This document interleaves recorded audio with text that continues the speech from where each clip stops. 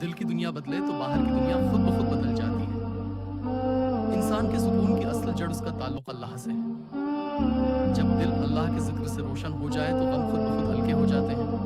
हर दुख, हर तकलीफ दरअसल अल्लाह की तरफ से एक पैगाम है, मेरे करीब आ जाओ।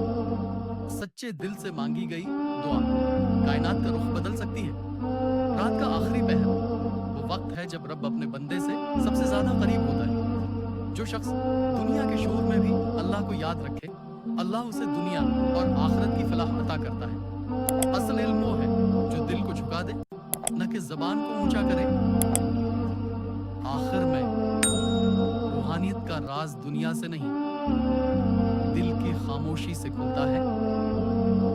जिस दिन तुमने अपनी जात के अंदर अल्लाह को ढूंढ लिया, वो दिन तुम्हारी जिंदगी की